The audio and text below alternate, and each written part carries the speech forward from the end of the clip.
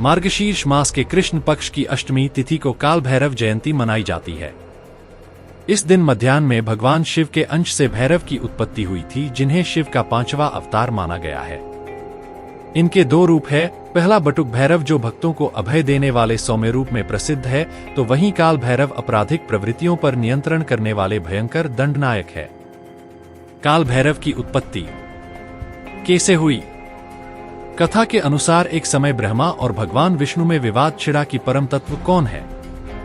उस समय वेदों से दोनों ने पूछा तो वेदों ने कहा कि सबसे श्रेष्ठ शंकर हैं।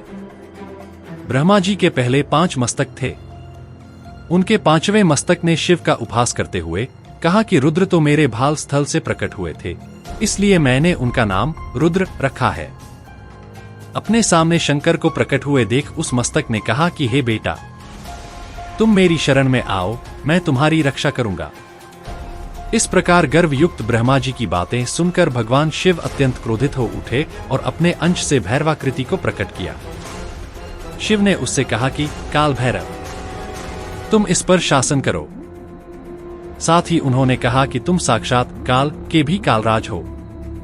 तुम विश्व का भरण करने में समर्थ होंगे, अत तुम्हारा नाम भैरव भी होगा। तुमसे काल भी डरेगा, इसलिए तुम्हें काल भैरव भी कहा जाएगा। दुष्टात्माओं का तुम नाश करोगे, अत तुम्हें अमरदक नाम से भी लोग जानेंगे। हमारे और अपने भक्तों के पापों का तुम तत्क्षण भक्षण करोगे, फलत तुम्हारा एक नाम पाप भक्षण भी होगा। भगवान शंकर ने कहा कि हे कालराज, हमारी सबसे बड़ी मुक्तिपुरी काशी में तुम्हारा आधिपत्य रहेगा। वहां के पापियों को तुम ही दंड दोगे, क्योंकि चित्रगुप्त काशीवासियों के पापों का लेखा जोखा नहीं रख सकेंगे। वह सब तुम्हें ही रखना होगा। भगवान शंकर की इतनी बातें सुनकर उस आकृति भैरव ने ब्रह्मा के उस 5वें मस्तक को अपने नखाग्र भाग से काट लिया। इस पर भगवान शंकर ने अपनी दूसरी मूर्ति भैरव से कहा कि तुम ब्रह्मा के इस कपाल को धारण करो। तुम्हें अब ब्रह्महत्या लगी है। इसके निवारण के लिए कापालिक व्रत ग्रहण कर लोगों को शिक्षा देने के लिए सर्वत्र भिक्षा मांगो और कापालिक वेश में भ्रमण करो। ब्रह्मा के उस कपाल को अपने हाथों में लेकर कपर्दी भैरव चले और हत्या उनके पीछे चली। हत्या लगते ही भैरव काले पड़ गए। इसके बाद तीनों लोक में भ्रमण करते हुए वह काशी आए। श्री भैरव काशी की सीमा के भीतर चले आए, परंतु उनके पीछे आने वाली हत्या वहीं सीमा पर रुक गई। वह प्रवेश नहीं कर सकी। फलत वहीं पर वह धरती में चिघाड़ मारते हुए समा गई।